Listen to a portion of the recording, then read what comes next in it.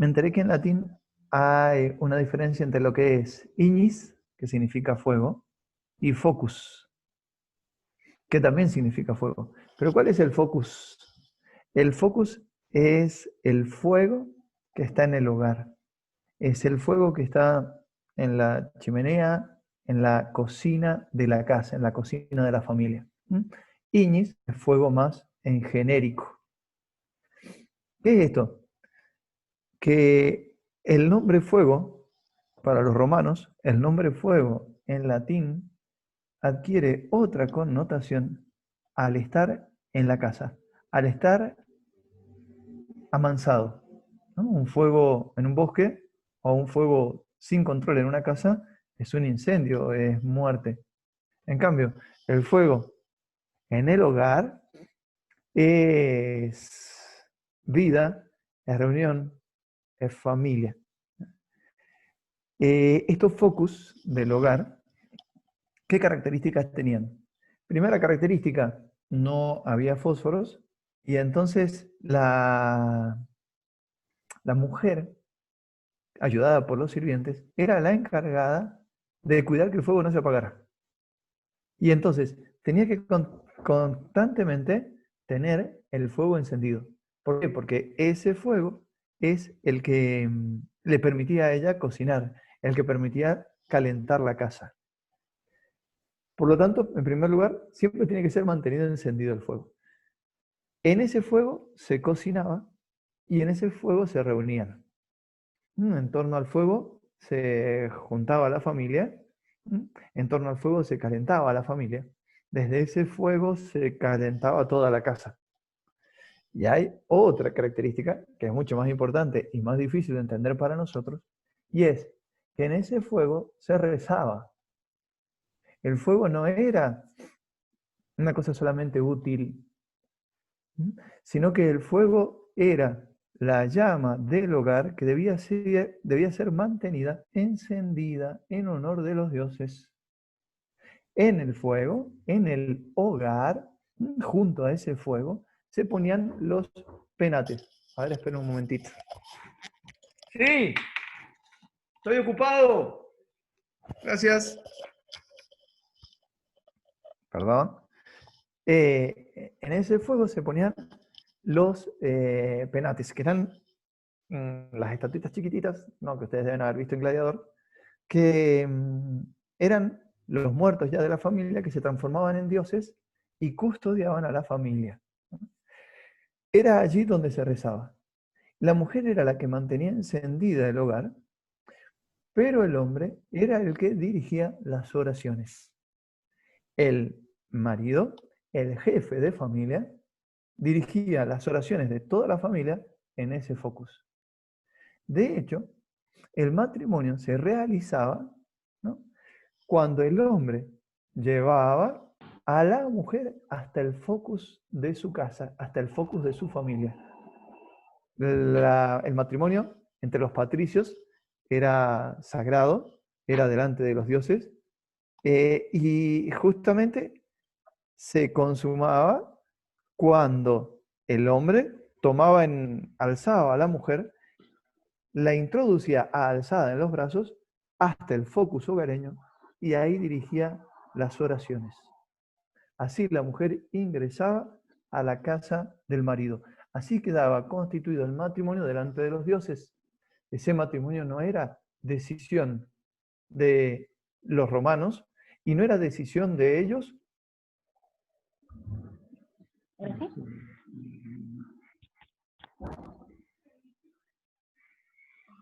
Se empiezan a constituir en patricios. Uno dice, ¿por qué patricios? ¿Por qué hay patricios y hay esclavos en Roma? Hay patricios y hay esclavos en Roma porque hay matrimonios para siempre y hay juntados. Siempre, en todos los pueblos. Los matrimonios que se constituyen para siempre empiezan a elaborar una familia y van trabajando en una herencia. Esa familia y esa herencia es lo que con el tiempo, 2 generaciones, va a constituir los patricios. ¿Por qué? Porque tienen una educación y tienen una herencia que continuar, un patrimonio que continuar. Los que se juntaban, se separaban con este y con aquel, no iban elaborando un patrimonio, y no tenían un hogar para educar a sus hijos. Y entonces, sus hijos no tenían el, el patrimonio que custodiar y que acrecentar, y tampoco tenían la educación con la cual custodiarla y acrecentarla.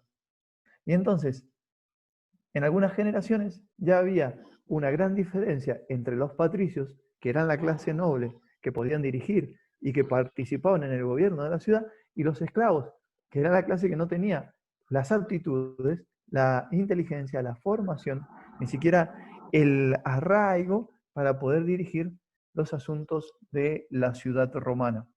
Del mismo modo se da en Grecia. Entonces, vemos que el focus, que el fuego, que el hogar es el que constituye la familia. Nosotros tomamos esa palabra para nuestras estufas en el hogar, pero tomamos esa palabra sobre todo para nuestros hogares. ¿Qué es lo que, dónde habito yo? Habito en un hogar, habito en una familia. ¿Por qué le digo a la familia hogar? Cuando yo digo hogar, ¿cuál es la diferencia con la familia? Y es más amplio hogar.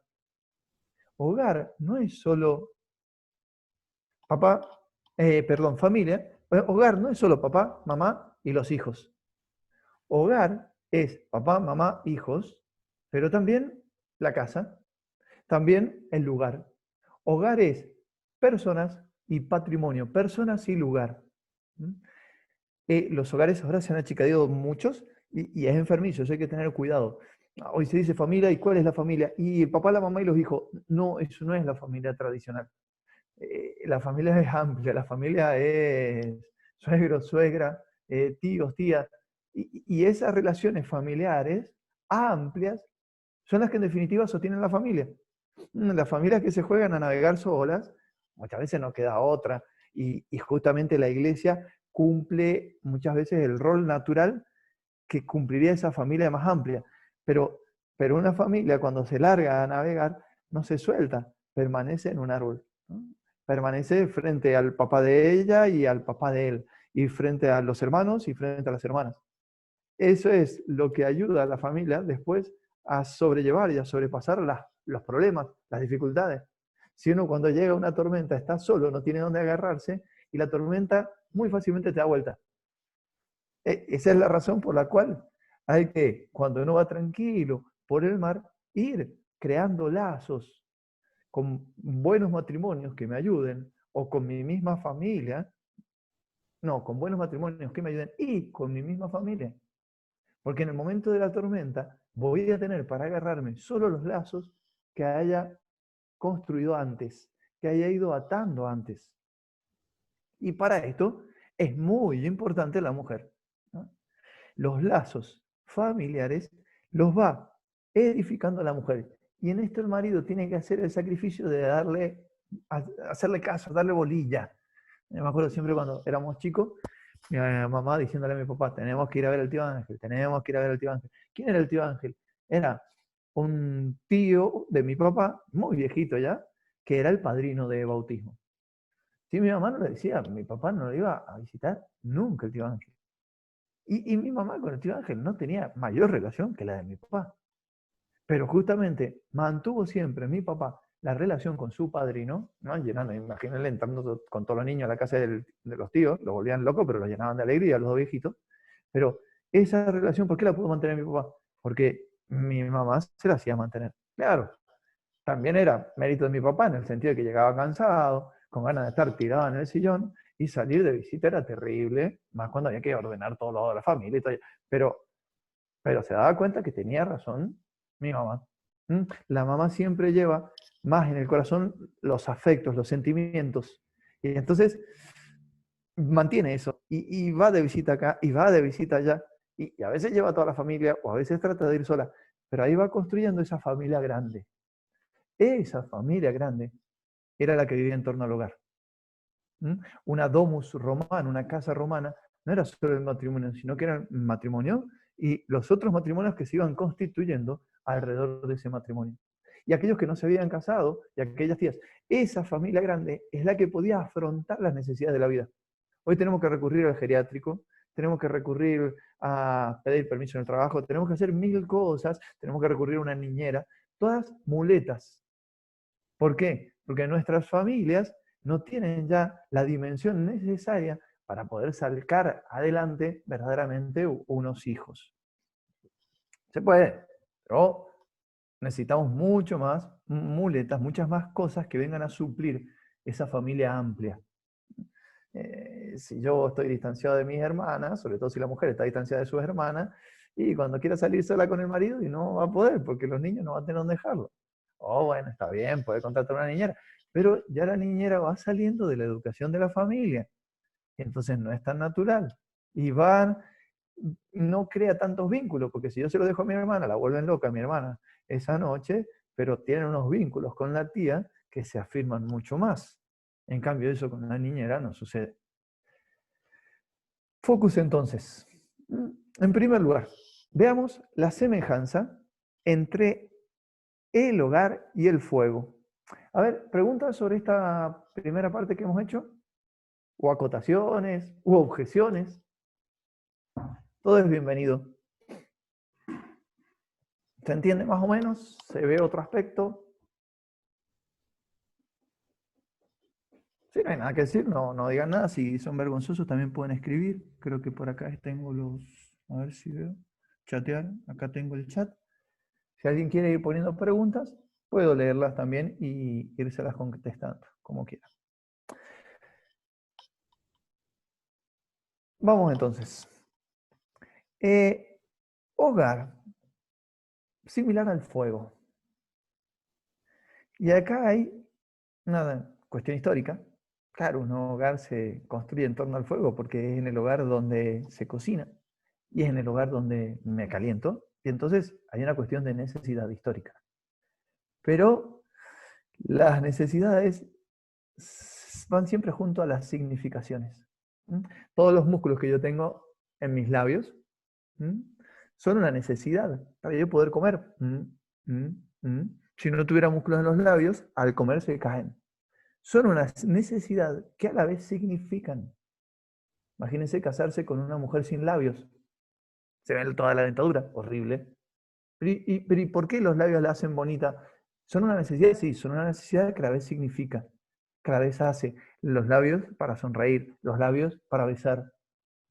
Son una necesidad que tiene muchos significados y muchas utilidades más profundas. Así las cosas de la vida. En general, si uno presta un poquito de atención, se va dando cuenta que la belleza, la practicidad, no chocan entre sí, sino que van siempre juntas. Que todas las cosas significan cosas más profundas.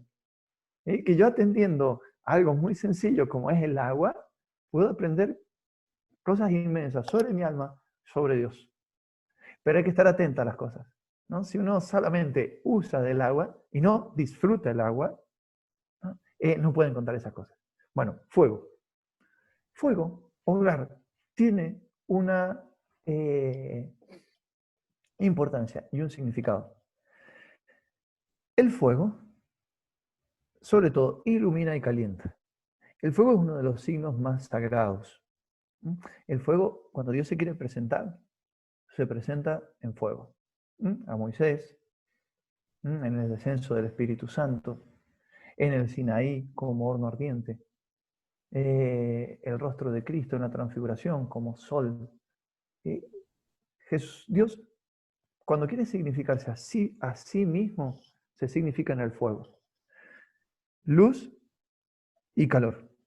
En esto un poco los focos LED o los focos traicionan, porque claro, cada vez iluminan más y calientan menos.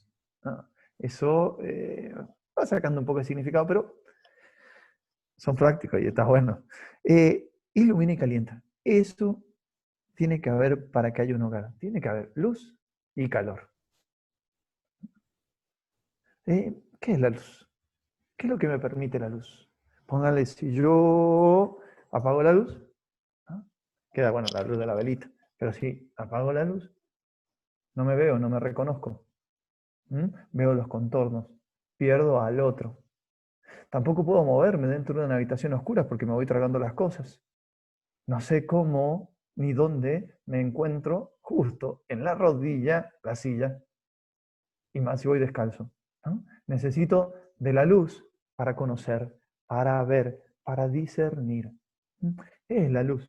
La luz es lo que me da inteligencia, lo que me hace ver cómo las cosas son, lo que me hace distinguir las cosas y así no tropezarme, no lastimarme con ellas, sino poder llevarlas a su realidad más profunda. En la Edad Media estaba prohibido trabajar de noche. Y uno dice, ¿por qué? ¿Por los derechos de los trabajadores? No tanto. Estaba prohibido trabajar de noche porque sacaba calidad a los trabajos. Trabajar a la luz de una vela no le permitía al carpintero ver bien la madera en la que trabajaba. Y entonces no lo dejaban trabajar para que hiciera bien la mesa y de paso eso lo hacía descansar, ¿no? La luz es lo que nos permite hacer bien las cosas. ¿Qué es la luz? Y es la inteligencia. Para yo llevar bien adelante una familia, tengo que ser inteligente. Es decir, tengo que ver lo que es un hombre, lo que es una mujer, y más lo que es mi mujer. Tengo que ver lo que es un niño y mucho más lo que es mi niño. Si no, no puedo llevar adelante una familia ni un trabajo. Si no entiendo sobre mecánica, no puedo llevar adelante un taller. Y si me estoy dedicando al taller, tengo que ir constantemente estudiando del taller, estudiando de los motores, aprendiendo. O la luz es la que me permite discernir los caminos por los que yo me tengo que guiar. Entonces, no es simplemente vivir y querer ser bueno. No es. Por ahí caemos en esta trampa. Sí, yo quiero ser bueno, pero no tengo fuerzas. Y entonces decimos, me falta voluntad. Muchas veces, yo creo que la mayoría de las veces, me falta luz. Me falta luz para encontrar el camino, para discernir bien qué es lo que debo hacer, cómo debo comportarme. Si yo le meto a una montaña y le meto a campo traviesa por donde está lo más empinado y me caigo, y me caigo, y me caigo, no me falta voluntad, no me faltan piernas y brazos, me falta cabeza para darle la vuelta, para buscar por otro lado. Esto es lo que sucede muchas veces en las familias, en los enfrentamientos entre padres y hijos. Esto es lo que sucede muchas veces con los pecados propios. Tengo tal pecado y no salgo. Tengo la ira y no salgo. Tengo la ira y no salgo. Y hago una fuerza terrible por no enojarme. No, tenés que ampliar la mirada para no enojarte. Y ahí puedes hacer fuerza. Tenés que ir descubriendo con tu inteligencia de dónde viene la ira. Darte cuenta que viene, por ejemplo, de tu egoísmo. Y cuando te sacan un poquito de tus planes te empezás a enojar. Darte bien cuenta que viene, por ejemplo, de cómo tenés estructurada el día. Y claro, un niño es algo perfecto para desestructurar todo día. Entonces, cualquier cosa que te desestructura te hace enojar. No es el problema el no tener paciencia, el problema es la estructura. Entonces, tenés que dejarla fluir más la casa. ¿Hay qué falta? Falta luz. En el actuar propio, ¿cómo debo obrar? Voy a elegir otro trabajo. Me ofrecen otro trabajo con un mayor sueldo. Lo tomo. Sí, porque es mayor sueldo. No. Hay que discernir 1000 cosas para tomar otro trabajo. No podemos vivir por la plata los cristianos y para la plata y bajo el rey Mamón. El rey Mamón no permite que uno siga con Dios. Y sin Dios va a romper la familia apenas pueda. Me ofrecen otro trabajo de más dinero. Pienso. Me ofrecen otro trabajo de menos dinero. Pero tal vez tiene ventajas para mi familia, para mi situación, para mi realización personal, que puedo ir buscando otras puertas que vayan más con mi vocación y convenga. Y para saber qué trabajo elijo, ¿qué se hace falta? Luz, inteligencia, conocer bien mis tiempos, conocer bien mi realidad, conocer bien mis cosas. Eso es la educación. Yo tengo que darle luz a mis hijos. Tengo que justamente enseñarles lo que es bueno y lo que es malo. Tengo que saber responder a las preguntas de ellos. Y tengo que responder porque yo me las he respondido. A ver, enciclopedismo. ¿Cuándo empieza el enciclopedismo? El enciclopedismo en Argentina empieza con Mitre Sarmiento, es decir, empieza con educación, ¿no? Está buenísimo, porque ahora sabemos un poquito de biología, un poquito de lengua y un poquito de matemática, y todos podemos ver el número del colectivo. Eso está buenísimo. Ahora, hay un problema terrible con el enciclopedismo, y es que me hace aprender cosas pero no me hace saber más, no me hace pensar.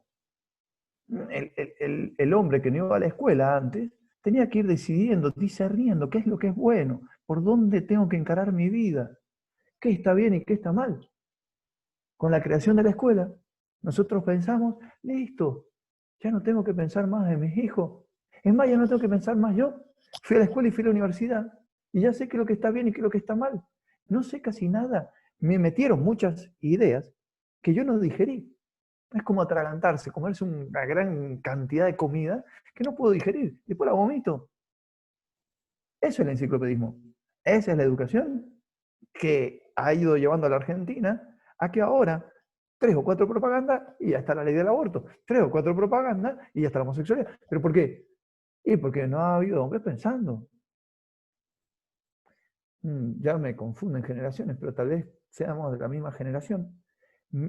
Mis abuelos, no sé, o antes en Europa, Víctor Hugo estaba ilusionado y decía, sí, la escuela llega a todos lados, no va a haber más malos, no va a haber más crímenes, no va a haber más pobreza. No. Lo que vence el crimen, lo que vence la pobreza, es la sabiduría. Y la sabiduría la va teniendo aquel que va rumiando la vida, aquel que se va preguntando.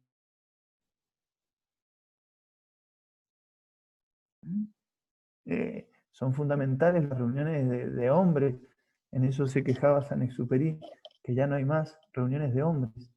Ya no se juntan en este Chesterton, no se juntan en la taberna los hombres a charlar temas que no llevan plata a la casa y por lo tanto para la mujer no sirven para nada, pero que son justamente donde el hombre va replanteándose la vida y las cosas de fondo, junto con muchas otras tonteras. Si el hombre se junta solo para las tonteras, no, pero un hombre que va buscando sabiduría necesita y entablar combates con otros hombres que van buscando sabiduría y confrontar razones y discutir para saber más. Y ese saber más es el que me va a permitir, cuando mi hijo me venga a preguntar, decirle, no, mira, esto está mal por tal y tal cosa. Si yo le repito a mi hijo lo que me dijeron a mí, no voy a responder a la pregunta de mi hijo. No sé si ustedes han visto el fracaso de muchos papás buenos educando a sus hijos, sobre todo en la generación anterior. ¿Por qué? Porque les repitieron lo mismo que les habían dicho a ellos. Y para ellos sirvió lo que les dijeron. Pero ahora la situación es absolutamente distinta. Y la situación dentro de 20 años va a ser absolutamente distinta. Lo que sirve para una generación no sirve para la otra, repetido. La generación nuestra, de 40 años, de 30 años, tiene que comerse el mundo para digerirlo por sí misma y así poder enseñar. Si yo repito, no enseño. Es decir, enseño. Como no, el sacerdote repite el Evangelio siempre. Pero después, desde el Evangelio, si él lo ha asumido, va drenándolo para que la gente encuentre la solución a su vida en ese Evangelio. Así en los principios cristianos, así en los mandamientos. ¿Cómo hago yo para que mi hijo vea los mandamientos? Y tengo que haberlos pensado yo, rumiados yo, asimilados yo, intelectualmente. Hay que pensar. ¿Cuál es el problema de la computadora o de la tele, las películas pornográficas? ¿Cuál es el problema del celular, lo pornográfico? Ese es un síntoma nada más. El problema es que no te deja pensar. No te sentás a estar en silencio, a charlar con otro, a discutir con otro. Y si no pensás, te llevan masificadamente. No, pero yo me doy cuenta que el aborto está mal. Te das cuenta que el aborto está mal, pero no te das cuenta de 1000 cosas que la sociedad moderna te mete. De 1000 venenos que vos le estás metiendo a tus hijos, porque no lo supiste detectar. Entonces, ahí está el rumiar constante. Y cuando yo voy siendo viejo y me voy transformando en abuelo, más sabio tengo que ser. ¿Y por qué? Y porque yo soy las raíces del árbol, ya que va a sostener todo el árbol. Nuestros abuelos viven viendo noticiero, no piensan.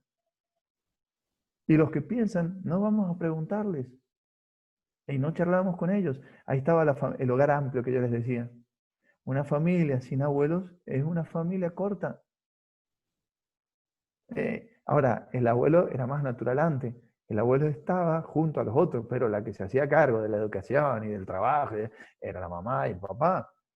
Si vos al abuelo lo cargas con la función de madre y de padre, no le dejas ser abuelo. Entonces hay que tener cuidado con eso también. ¿Cuál es? ¿Quién es el que principalmente tiene la función de iluminar? El hombre. El hombre es el que tiene que ponerse a conocer, a pensar, a repensar. Me acuerdo los viajes a la finca que hacíamos los fines de semana, 40 minutos de viaje más o menos. Y claro, me ponía así contra el asiento de adelante de un Falcon. Y ahí, bueno, ya matarlo a preguntar a mi papá. Y a preguntarle esto y a preguntarle aquello. Y entonces, claro, cuando llegó el profesor o el maestro, tercer grado, maestro, me dice que Sarmiento era bueno, me puse a discutir al maestro. ¿Por qué? Porque mi papá era autoridad para mí. ¿Por qué era autoridad para mí? Porque había ido pensando la vida por él y me daba respuestas de lo que él sabía, de lo que él conocía. Y me respondió como, porque en la ruta se parece que hay agua y después desaparece el agua. Y desde esa primera respuesta, porque tenía tiempo para escucharme cuando íbamos viajando, se fueron encadenando las otras respuestas. Y entonces después, cuando yo era adolescente o joven y venía un profesor muy inteligente que encandilaba una inteligencia, yo sabía, sí, este puede saber mucho de derecho, pero de vida el que sabe es mi papá. Y siempre era punto de comparación. ¿Por qué? Porque se va haciendo papá. ¿Quién es papá? El que da principio a la vida de otro. Y el principio, más que físico, es intelectual, es en la verdad. El que da origen a otro es el que le enseña la verdad, le enseña la vida, le enseña el amor. Y así lo va conduciendo. Desde esa verdad puede ir creciendo hacia otras verdades. El papá, con su luz, también tiene que proteger a la casa. Sí, el hogar es el que calienta y está bien, pero tiene que haber un techo en la casa para que no se llueva. Tienen que haber paredes para que el viento no mueva todo. ¿Cuál es la protección de la casa? La inteligencia del papá. Cuidado, no piensen en un papá estudioso. Piensen en un campesino que hizo segundo grado y que sabe lo que es la vida. Eso es un papá. Mucho más que un estudioso. ¿No? Si piensan en un estudioso, están cayendo en la trampa de Mitre, están cayendo en la trampa de Sarmiento. Un papá no es un estudioso, un papá es un sabio, que sus consejos son vitales, porque se han hecho viviendo, amando, luchando. Esa sabiduría es la que protege. Si el papá no es sabio, las mamás empiezan a ser manejadas por ideas de afuera. Empiezan a preocuparse y a sentirse mal por cosas que el mundo le va metiendo. Los niños empiezan a tomar caminos diversos a los que ha caminado su papá. ¿Por qué? Porque justamente influyen más el exterior, las películas, los videos, las noticias, el cura. Creo que el cura no tiene que influir más que el papá. En algunas cosas no. Está el papá primero. Y en las cosas del hogar y de la casa está el papá primero. Y el cura viene a apoyar la función del papá. Entonces no puede dejar nunca de ser papá y dirección el padre en el hogar. Lo deja de ser en cierta medida cuando el muchacho ya sale volando por sí mismo, pero igual está de referencia. Ahora, yo tengo que tener tanta autoridad como para que cuando el cura le diga a mi hijo, no, tenés vocación, yo pueda hablarlo con él y decirle, pará, pensémoslo, recémoslo, tranquilo. Esa autoridad la da el papá religioso, ¿no? Que sabe que hay un misterio que lo supera y que ese misterio puede indicárselo el sacerdote a su hijo. Pero ese papá nunca va a dejar que el sacerdote, con una mal planteada religión, invada el campo natural que el hijo necesita de desarrollo y de libertad. Aún en ese extremo, el papá sigue siendo papá. Y si el sacerdote es bueno, justamente va a ir apoyando y dejando que desarrolle eso.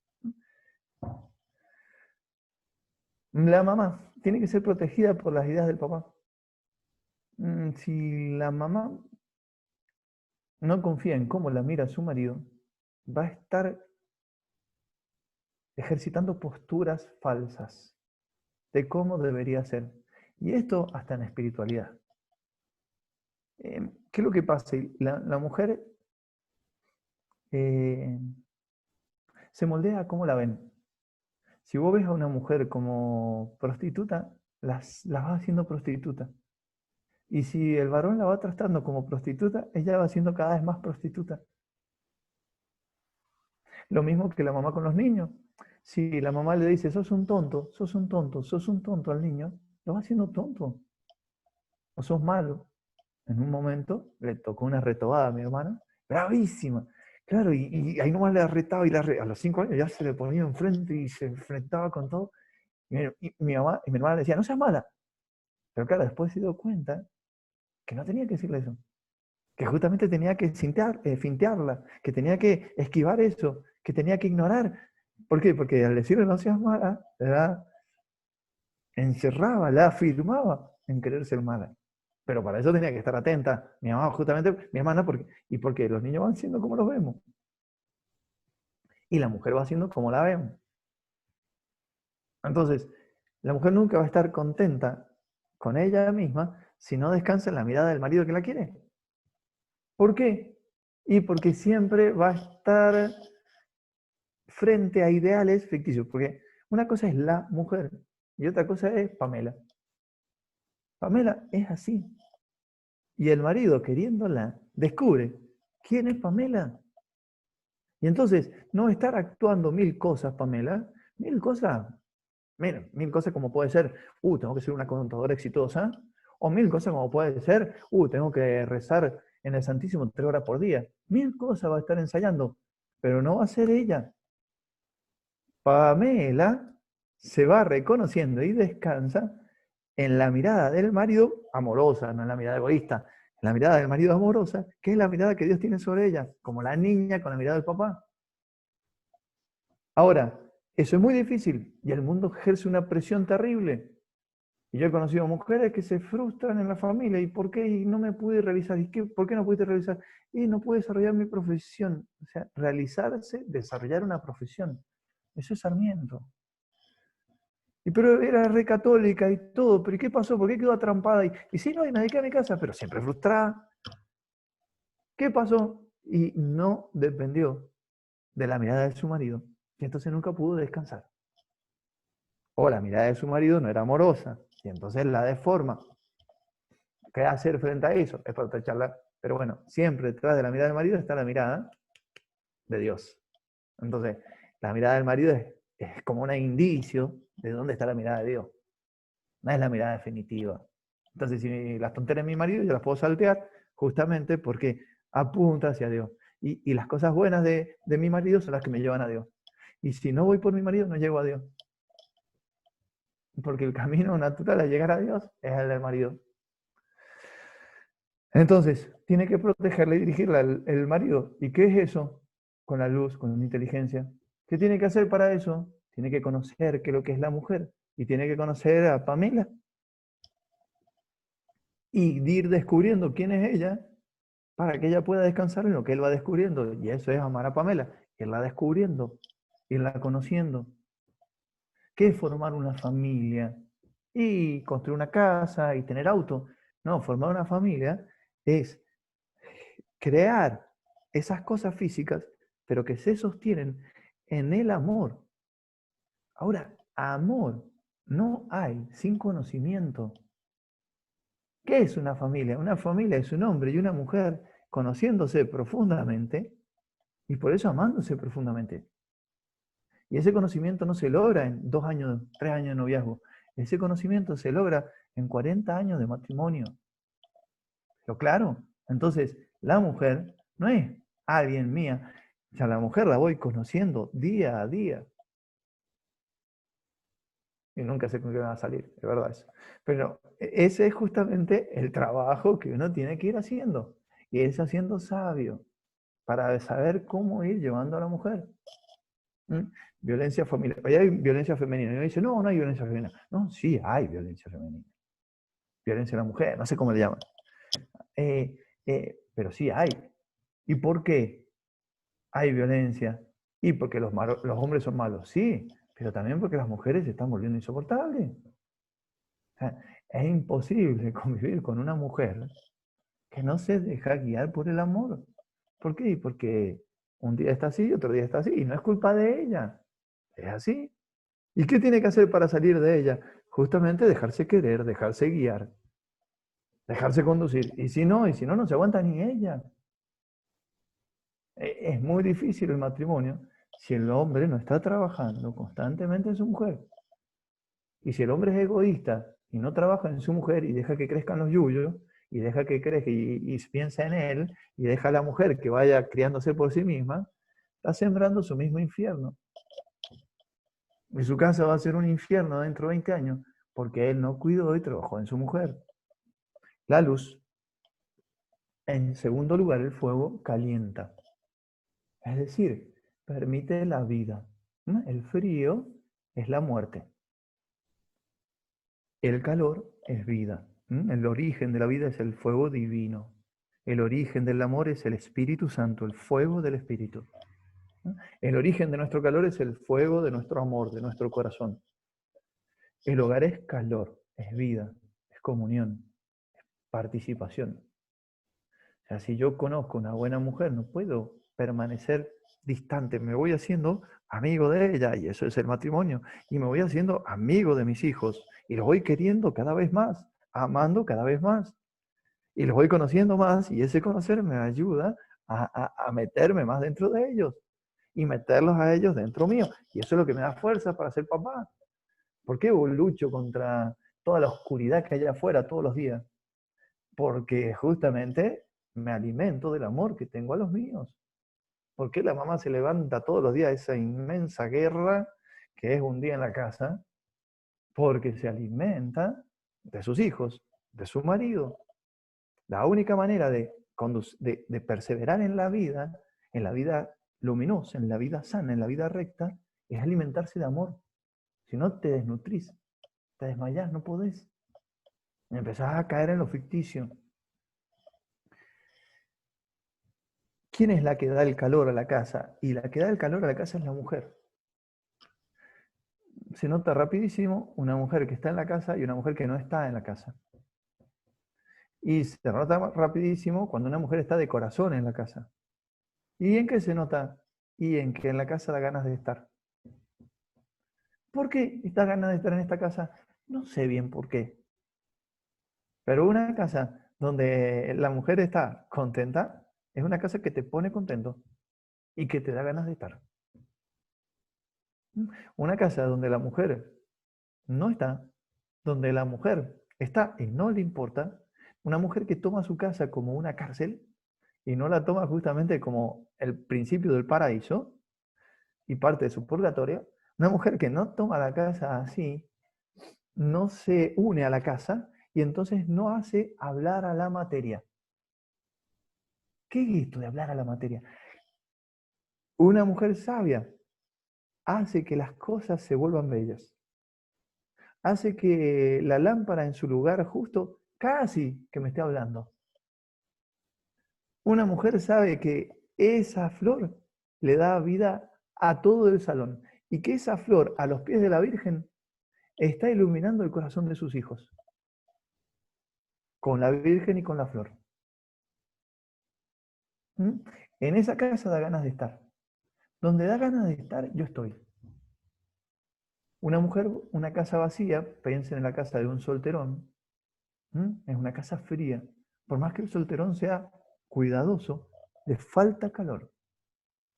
¿No? Por esas casas uno pasa, pero no está. ¿Y cuál es el problema de eso?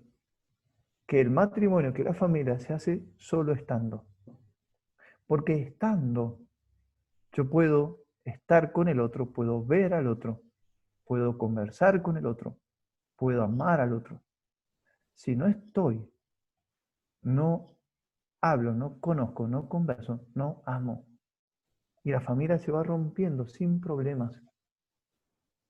Cuando un problema te hace tambalear todo el barco, no es tanto el problema lo que hunde el barco, sino que las tablas se estaban aflojando. Se estaban aflojando ¿por qué? Porque no se trabajó.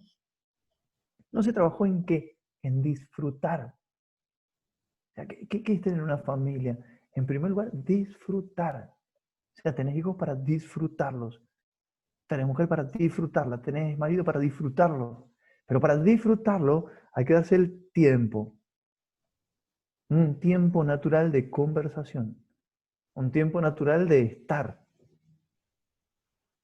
Un cura amigo mío, que eran del campo donde él vivía, y tenían la chimenea. Y él me decía, en el verano nos juntábamos bajo un árbol grandote que había en la puerta, rezábamos el rosario, y después el papá nos contaba cosas.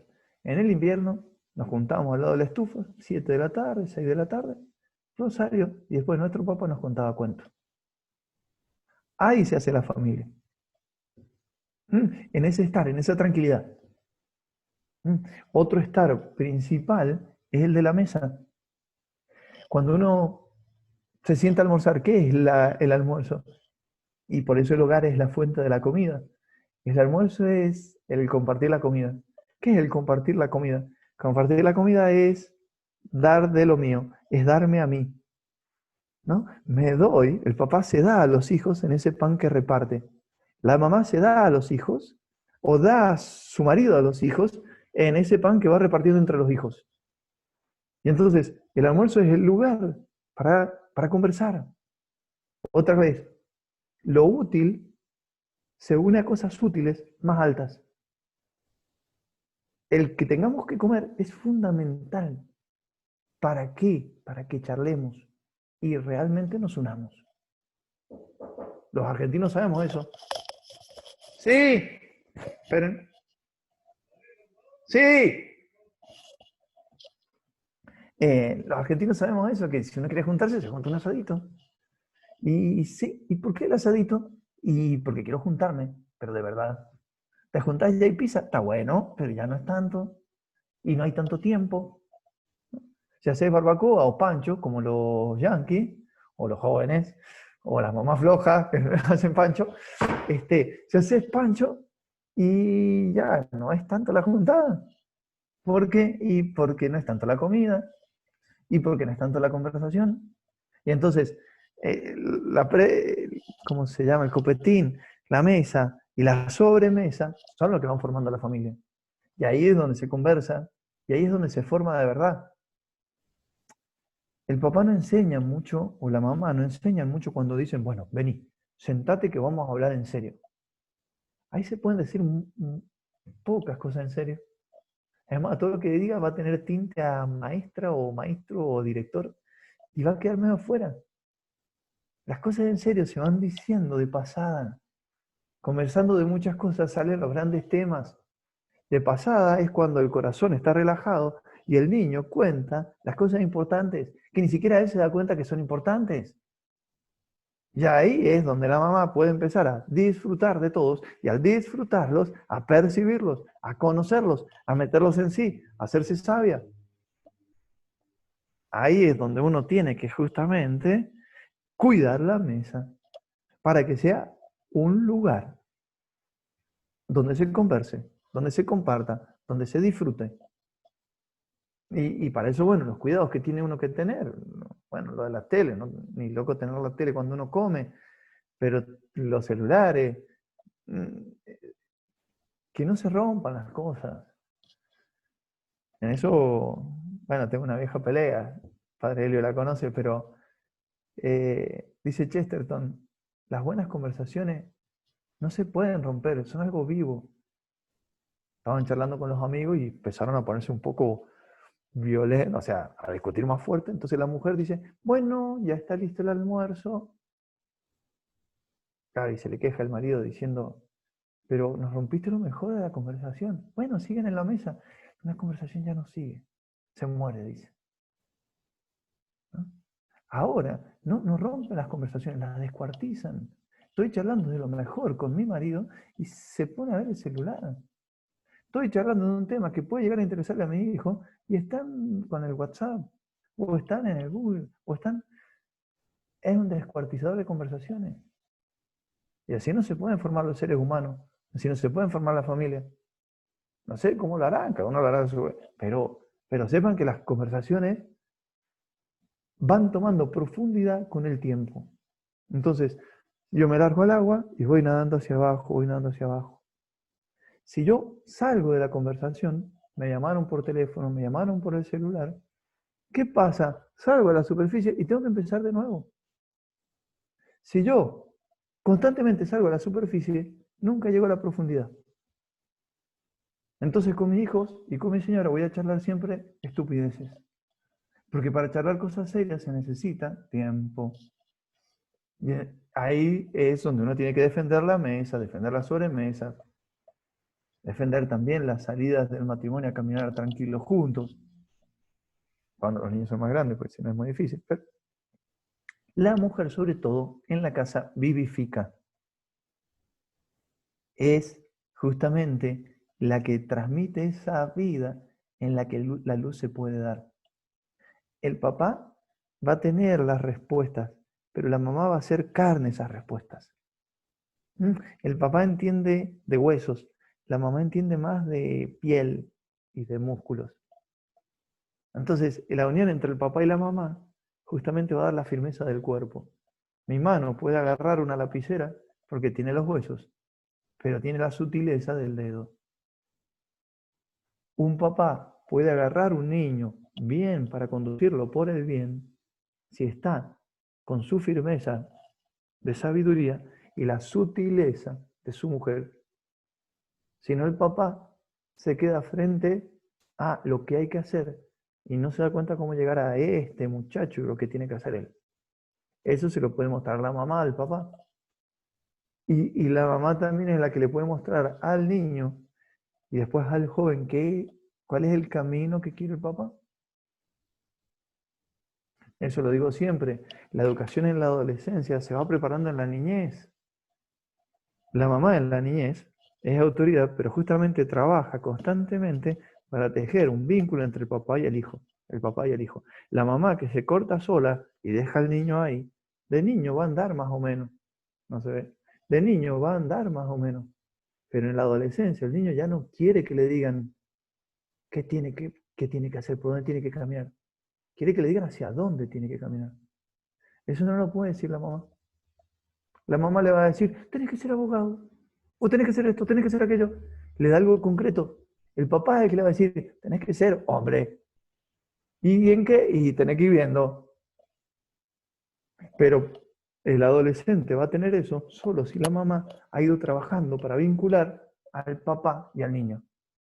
Entonces ahí cuando salga más de la casa, va a poder confiar en el papá y el papá le va a decir, metele, pero me voy a caer, sí, te vas a caer. Y la mamá, no, que se va a caer y déjalo que se caiga. Y así se hacen hombres. Nos faltan hombres hoy porque nos faltan papás. Nos faltan muchas veces papás porque las mamás se roban a los niños. Las mamás se roban a los niños porque el papá no trabajó sobre ella. Dejó que se independizara, que hiciera lo suyo. Dejó que la absorbiera a los niños. No, no, no, no, no. La mujer es primero para el marido. ¿Y por qué es para el marido? Puede ser para los niños. Los niños son para el mundo, son para el hombre, son para Dios, no son para la mamá. Porque cada hombre, cada ser humano es un misterio que no supera. Esa salida de la casa hacia el mundo es a través del papá, es a través de la puerta que se abre. Una mamá que no vincula con el papá es una casa cerrada, sin puerta. No puede salir el niño. Puede salir, hay otra salva, se escapa por la ventana, rompe el techo, y ahí vienen justamente las rebeldías. Dios quiera que se revele y largue todo, pero esa rebeldía es peligrosa, porque si no tiene guía, puede ir para cualquier lado. Pero ese soltarse de la mamá es la única posibilidad que tiene de ser hombre. A mí me impresionó mucho. Una mamá me contaba, llevaba, a ver, 35 o 40 años de casada. Y el marido, todos los días, siempre había comido antes en la casa de la mamá y después había ido a su casa. Ese hombre no salió de su casa. Ese hombre no voló. No hizo su familia. Dejarás a tu padre y a tu madre y te unirás a tu mujer y formarán una sola carne. Ese hombre no lo hizo. ¿Y qué faltó? Faltó un papá que le abriera la puerta y que si no salía, le diera una patada donde hay que dársela para que salga. Y que le dijera a la mamá, pero pobrecito. Y que le dijera, mamá, tranquila, es por amor a él. Ese es justamente lo que va formando el hogar, lo que van formando los vínculos. Me decía el padre Fernando la otra vuelta, fue a ver a un amigo y claro, la esposa del amigo se sentía mal, entonces se quedaron ellos dos solos y no charlaban mucho, porque la mujer es la que logra la conversación. En una mesa, la mujer es la que logra que conversen, es la que logre que el papá se preocupe del hijo y el hijo se preocupe del papá y puedan conversar. Y bueno, todo eso es el calor que da la mujer a la casa. Último puntito, y cortito porque se nos va el tiempo, les dejo lugar a preguntas. En el fuego se reza. Ese matrimonio perseveraba porque se había hecho ante los dioses. Yo me persevero en mi matrimonio porque se lo prometí a Dios. ¿Mm? No es porque ella es buena o me cae bien, porque se lo prometí a Dios. Y entonces, sí, para ahí se vuelve más difícil o más fácil el matrimonio, pero no depende que sea más difícil o más fácil el perseverar en el matrimonio. Entonces, es frente a Dios y es ante Dios ante el que yo respondo por esta mujer. Y la cuido para algún día entregársela a ella, a él. ¿Qué es lo que liquida el matrimonio? Y el de encerrarse en sí mismos. Uno dice, le falta diálogo. Sí, el diálogo está bueno y he hablado constantemente del diálogo, pero un diálogo sin dirección se pudre. Un matrimonio necesita, un ser humano necesita encaminarse hacia el cielo. El niño, cuando llega adolescente, necesita haber visto a su papá arrodillado delante de Dios para ver la dimensión de su papá. Es decir, necesita que su papá esté vinculado con Dios y buscando a Dios para él seguir la autoridad de Dios más allá de su papá. Y para respetar la autoridad de su papá, al respetar la autoridad de Dios. Si no, también el papá se queda sin autoridad. Lo mismo una mujer. Tiene que saber que justamente es Dios la que la ha dado a su marido y que tiene que servir a su marido como sirve a Dios. Y que sirviendo a su marido, sirve a Dios y amando a su marido, ama a Dios y busca a Dios. Si no, la mujer puede cansarse del marido o puede ser un Dios del marido. Y el marido no es Dios. Entonces, ¿por qué tengo que seguir con este? Y porque Dios me dio a él, porque soy una sola carne con él para llegar a Dios. Saint-Exupéry dice, dos amigos no son dos que se miran, son dos que miran hacia el mismo lugar. Y entonces, ¿qué es lo que me va uniendo cada vez más a mi mujer? Verla a ella, pero verla a ella en Dios. ¿Qué es lo que me hace cada vez más una con mi marido? El ver y descubrir a Dios en mi marido y a través de mi marido. Y entonces, para que el matrimonio vaya creciendo, realmente tiene que ir creciendo a la vez el amor a Dios, la unión con Dios. Tiene que ir creciendo la oración. Tiene que ir creciendo el camino de los dos hacia Dios. Y el camino de cada uno hacia Dios, porque eso es re misterioso. Entonces, ¿por qué se nos desarmaron los hogares? Y se desarmaron los hogares porque se centraron en los hogares. No, la familia es re importante y por eso se cayeron las familias. La familia es re importante, pero no es lo más importante. La familia está para la patria. Y si el marido no se pone desde su familia a construir la patria, su familia se le cae.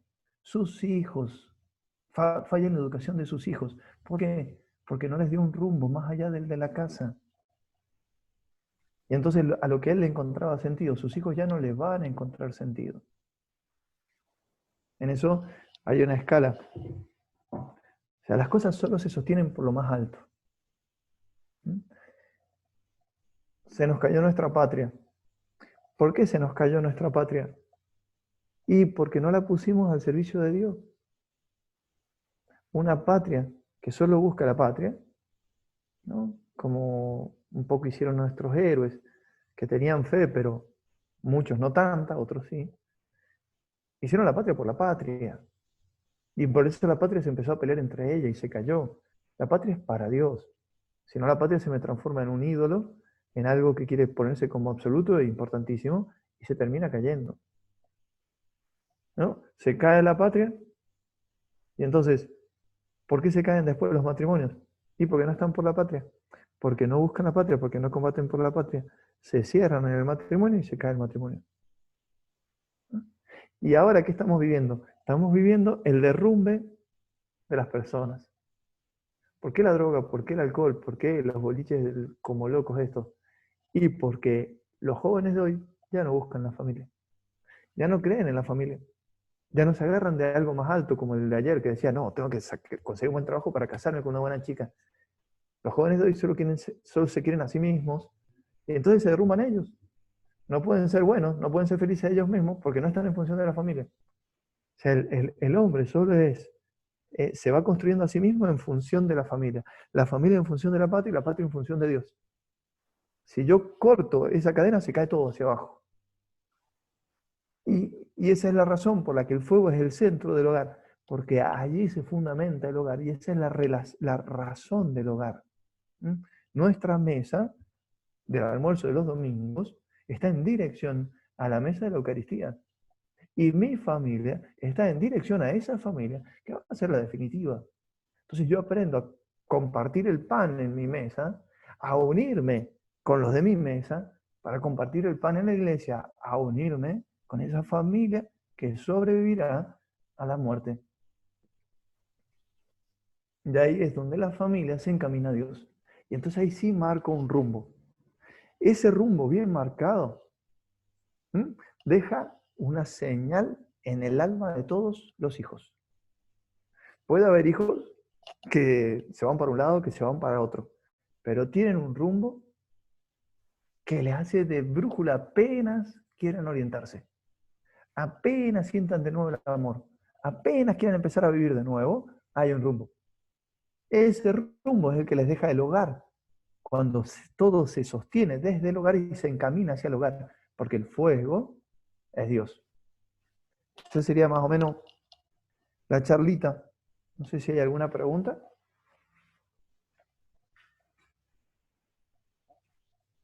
O discusiones, objeciones, serán bienvenidas también.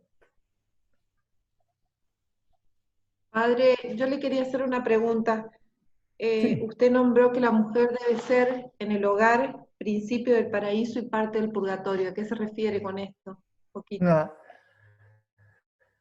no, que el hogar para la mujer es principio del paraíso y parte del purgatorio. ¿Por qué? Porque una mujer en su hogar, amando a sus hijos, amando a su marido, encuentra una partecita de cielo. Empieza a encontrar ese amor que Dios le tiene y ese lugar que Dios le regala en el mundo para que ella sea feliz. Pero a la vez encuentra el purgatorio, porque va a sufrir. Porque va a sufrir por sus hijos, porque va a sufrir por su marido, porque va a sufrir la vida. Después del pecado, el camino hacia el cielo es de dolor. Y entonces cuando la mujer va caminando hacia el cielo, va cada vez llenándose más de cielo, de paraíso, y va cada vez sufriendo más también. Precioso. Con ese Gracias. sufrimiento se purifica, por eso es purgatorio. ¿Y para qué se purifica? Para poder amar más. ¿Y para qué puede amar más? Para disfrutar más. Y entonces va haciendo más cielo. Pero también viene la cuestión, o bueno, lo dejo ahí. Miércoles negro. ¡Qué carita! ¿Alguna otra pregunta? No, no te escucha, Guille. Está bueno eso que no puedas hablar. Buenísimo, Guille. Buenísimo que no tenga micrófono. Nunca ha sido tan lindo verte. Disfruten al padre que no tiene micrófono, eso es raro. Otra pregunta, él se puso vergonzosa, pobre.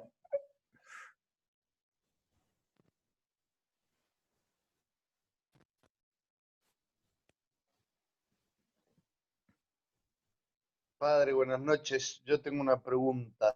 Bueno, buenas noches.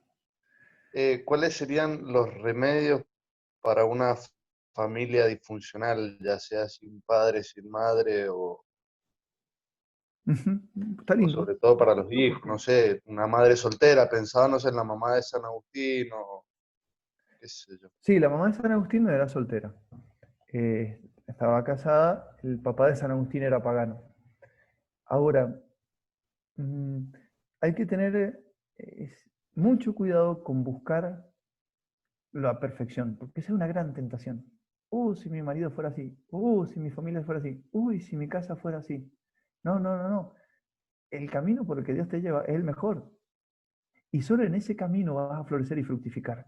Entonces está buena que la casa sea chica. Por ahora, si la podés agrandar, vamos luchando por eso. Pero está bueno que sea chica por ahora. Pero nos peleamos más. Y bueno, pero no sé por qué, pero es por donde Dios te lleva.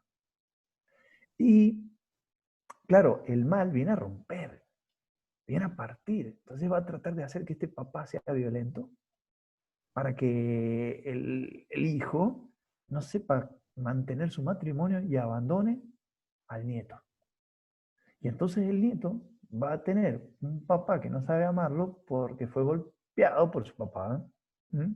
Y el nieto ese va a sufrir las consecuencias de esa falta de afecto y también de falta de luz, porque el papá era el que tenía que darle luz. Y entonces está casi perdido, pero ¿quién está por él? Y por él está Dios. Y Dios que quiere salvarlo, y Dios que ha enviado a su Hijo a salvarlo.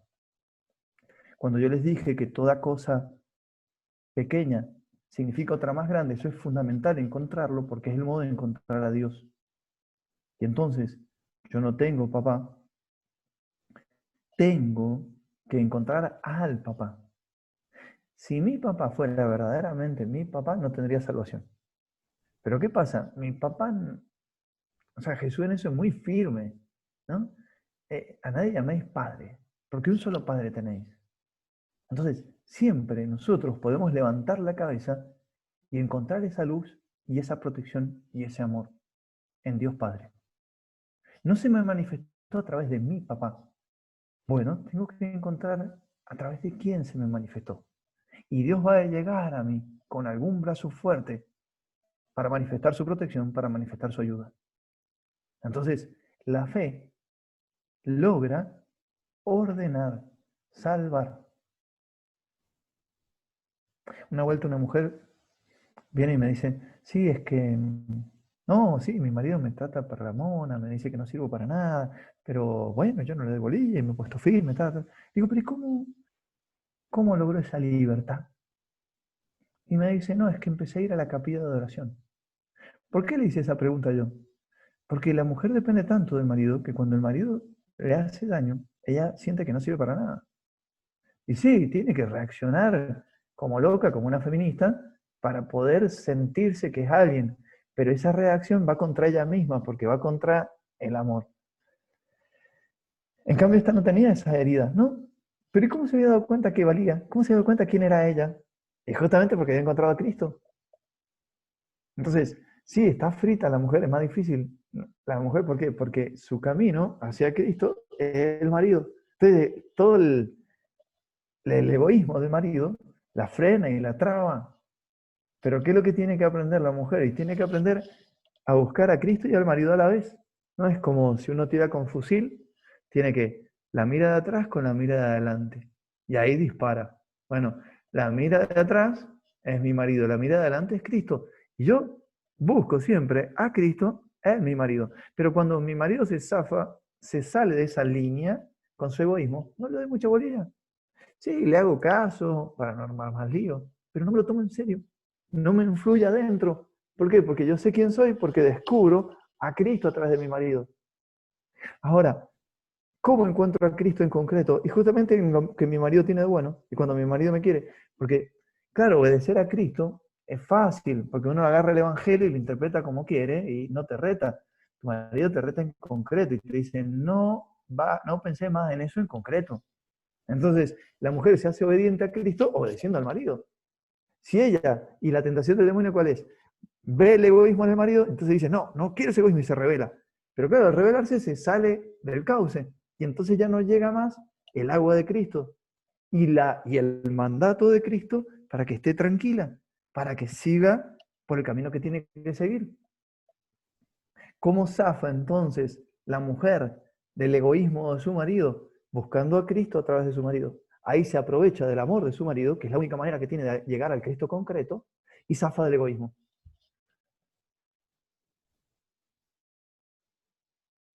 Entonces, ¿cómo hacer frente a las familias disfuncionales? Y hay que levantar más la mirada.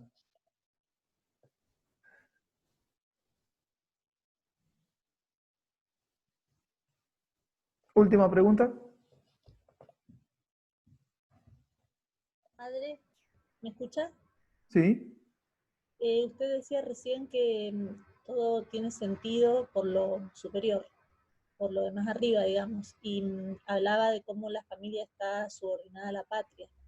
Y yo me pregunto, en esta patria que nos está tocando vivir hoy, ¿no? Me viene a la cabeza algo, me parece que es del padre Castellani, que dice, cuando no se puede salvar a la patria, salvemos a la familia.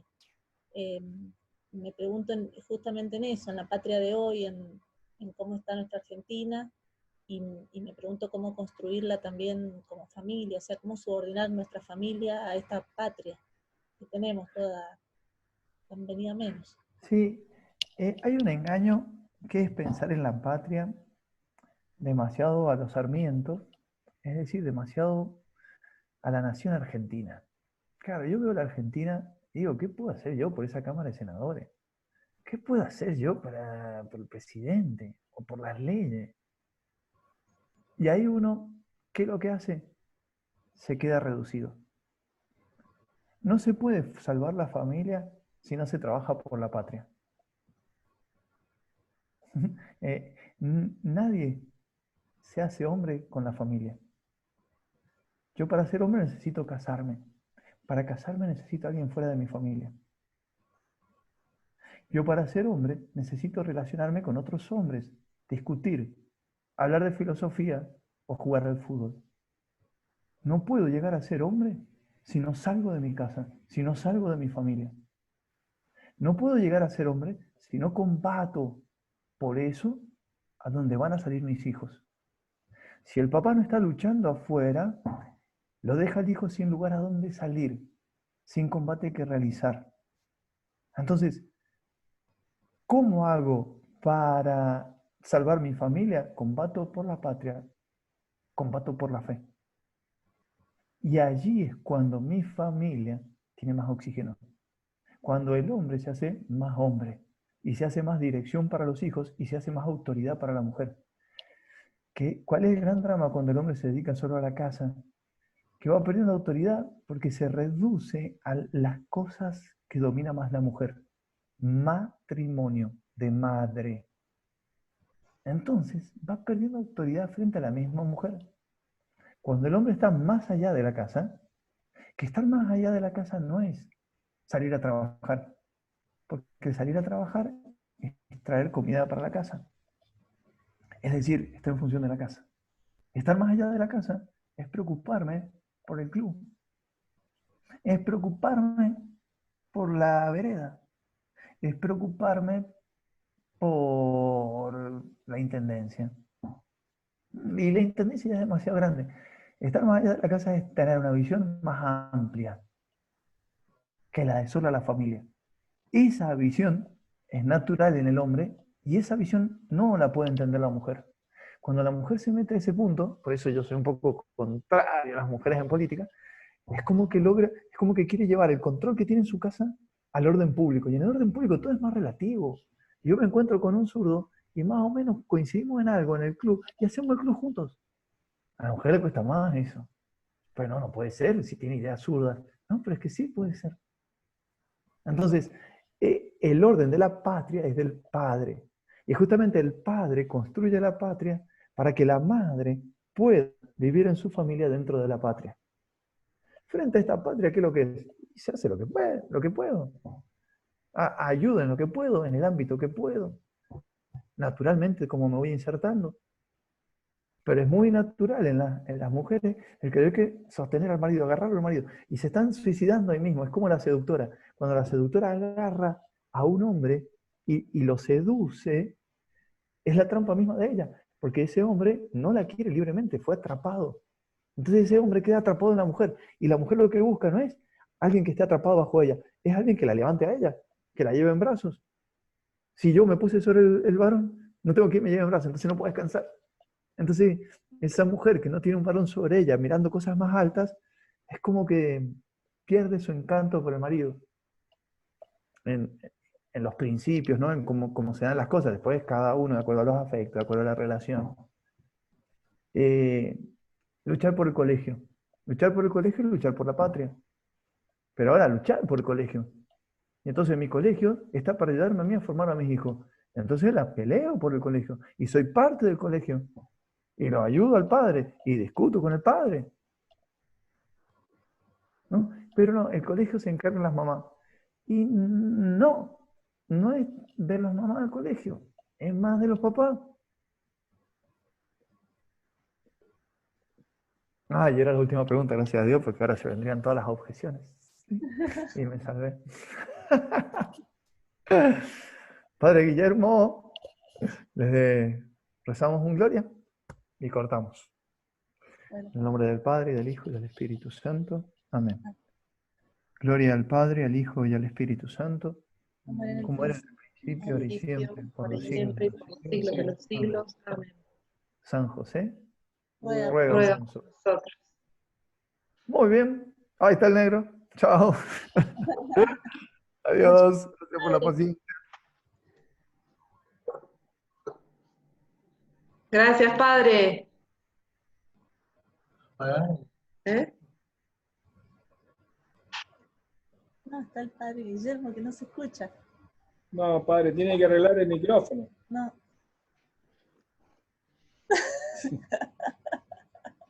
Está bien. Sigue con la Una cita. consulta.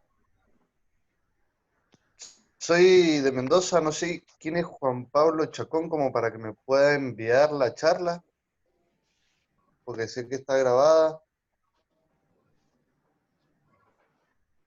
No tiene el micrófono tampoco el José Luis, perdón, José Luis Chacón. Sí, no tiene Sí, micrófono. Hola, hola. Sí, Juan Alberto. Sí. José Luis, no, Juan Pablo. Sí. Va a ser, podemos subirla a partir de mañana. Podemos pasar el enlace, no sé a través de qué grupo estás. No estoy en ningún grupo, en realidad me pasaron la charla, yo soy primo del padre, soy de Mendoza. Perfecto. Ahí por Entonces, mensaje privado te mandé mi número de teléfono.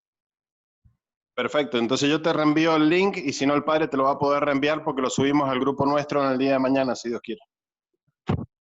Listo, muchas gracias. No, por favor.